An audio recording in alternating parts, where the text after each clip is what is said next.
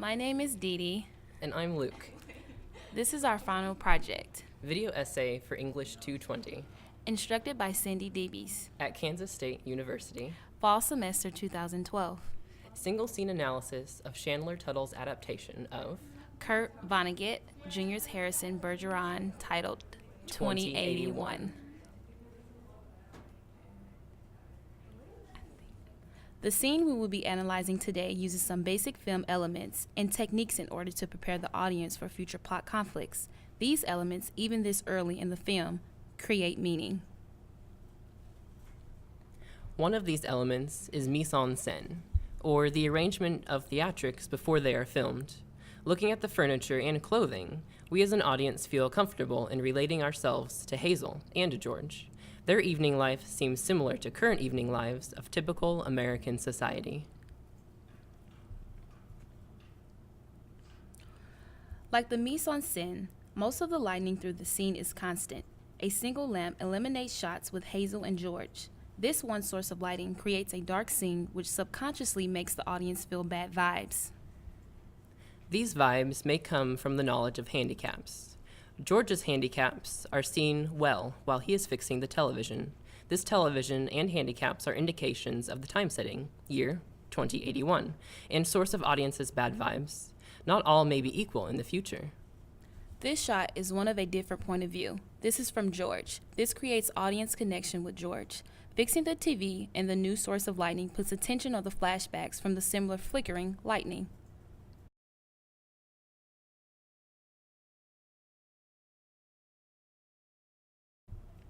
The lighting on the TV, also highlighted with close-up shots with the ballerinas during dialogue between Hazel and George, is similar in George's flashbacks.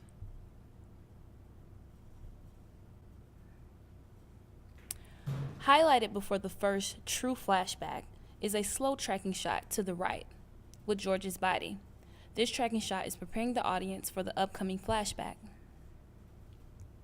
We see another important tracking shot immediately before the flashback begins, moving forward towards the door and hallway.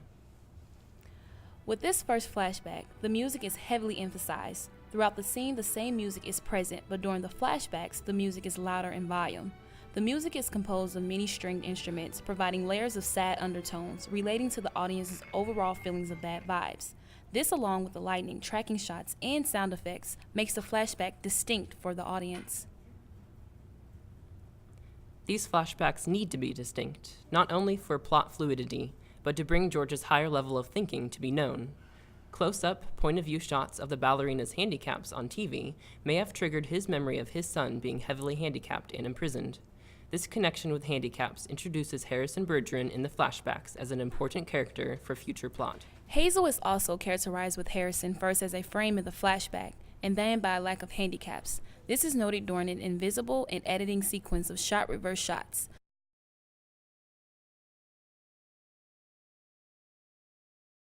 Shots with Hazel during this sequence are forward tracking shots, emphasizing her way of thinking. Her thoughts seem disconnected from the restrictions that handicaps apply. Hazel may be thought of in average-minded and how this government can easily control its citizens. Things may not be equal, but instead heavily dictated. Ending Hazel's dialogue sequence with a close-up shot creates a bridge for her with Harrison in the next flashback's frame.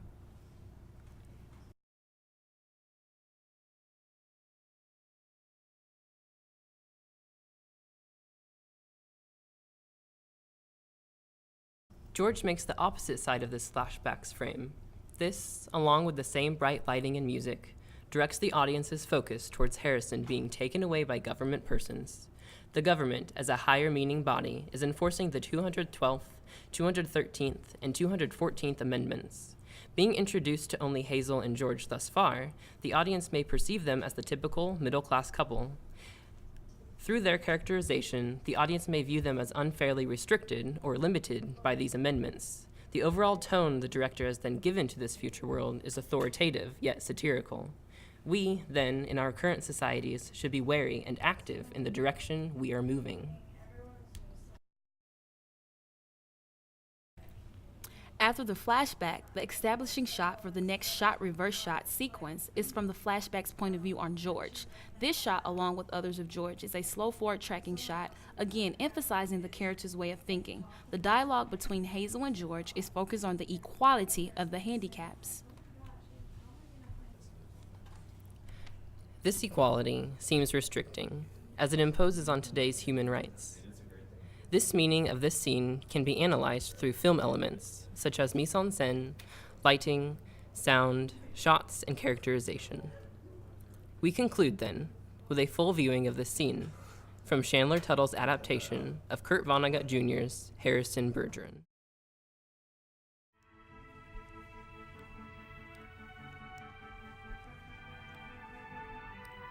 You were fixing the TV, dear.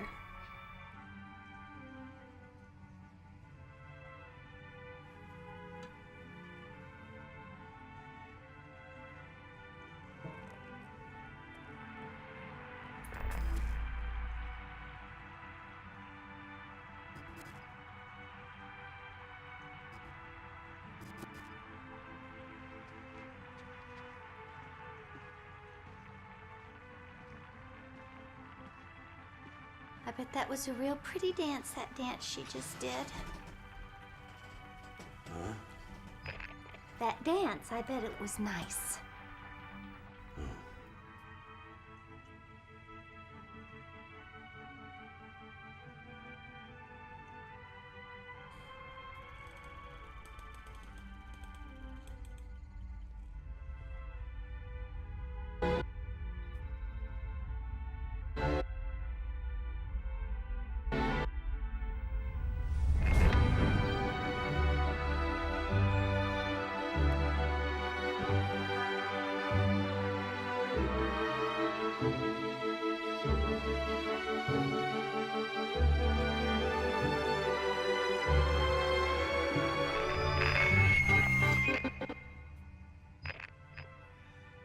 Ooh, what was it this time? Loud. Same as last time. Sounded a little like somebody hitting a milk bottle with a ball peen hammer from here. You know, it must be very interesting to hear all the different sounds, all the things they think up. It isn't. Only if I was the handicapper general, you know what I'd do? I'd have chimes on Sunday. Just chimes, kinda in honor of religion. Yeah, I could think straight if it was just chimes. Well, then maybe I'd make them real loud then. I think I'd make a good handicapper general.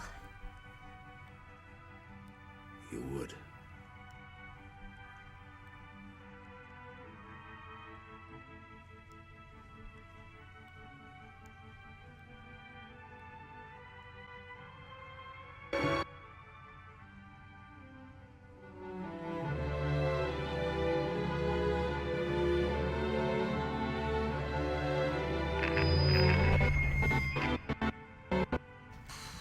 Boy, that one was a doozy, wasn't it? Yeah. You seem distracted, hon. What are you thinking about? I don't know. Can't keep it straight in my head, but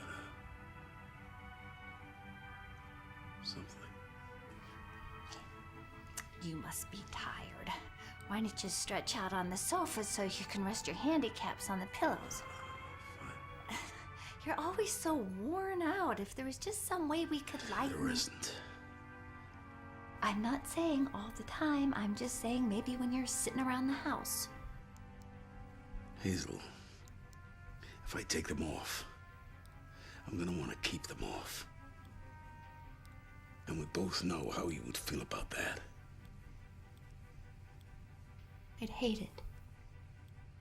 So, nothing to be done then.